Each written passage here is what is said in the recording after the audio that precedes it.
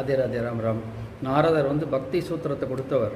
அது மட்டும் இல்லாமல் அவர் எவ்வளவு உழைச்சிருக்கார் அப்படின்னு பார்த்தோம்னா, நமக்கு பிரகலாதன் கிடைக்கிறதுக்கு அவர் தான் காரணமாக இருக்கார். துருவன் கிடைச்சதுக்கு அவர் தான் காரணமாக இருக்கார். வால்மீகி மகரிஷி ராமாயணம் எழுதினார் அப்படின்னு நம்ம இன்றைக்கி பார்க்குறோம். அந்த வால்மீகி மகரிஷி உருவாகிறதற்கு காரணமாக இருந்தவர் நாரதர்னு பார்க்குறோம். புரந்தரதாசராக பூமியில் நாரதர் தான் அவதாரம் பண்ணி பக்தியை ஒரு பிரச்சாரம் பண்ணினார்னு நம்ம பார்க்குறோம்.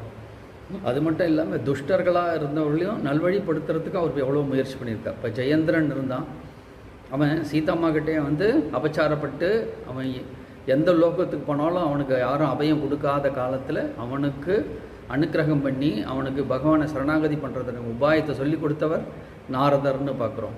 அது மட்டும் இல்லாமல் நலகுபேரன் மணிகீர்வன் அப்படிங்கிற அந்த குபேரனுடைய பிள்ளைகள் ஒரு தவறான கரையில் மதுபானெல்லாம் குடிச்சிட்டு இருக்கும் பொழுது அவர்களே சாபமாக அவர்களுக்கு மரமாக இருக்க சொல்லி கிருஷ்ணனுடைய கிரகத்துக்கு பின்னாடி இருக்க வச்சு அவர்களுக்கும் அனுக்கிரகத்தை பண்ணினவர் நாரதர்னு பார்க்குறோம்.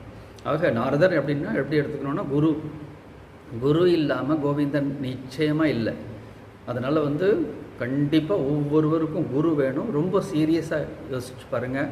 தயவு செஞ்சு குருநாதரை ஆசிரியித்து குருநாதர் சொல்லும் வழியில் இனி வரும் காலத்தையாச்சும் நம்ம நல்ல வழியில் செலவழிக்கணும்னு நம்ம பிரார்த்தனை பண்ணிக்கிறோம். ராதே ராதே.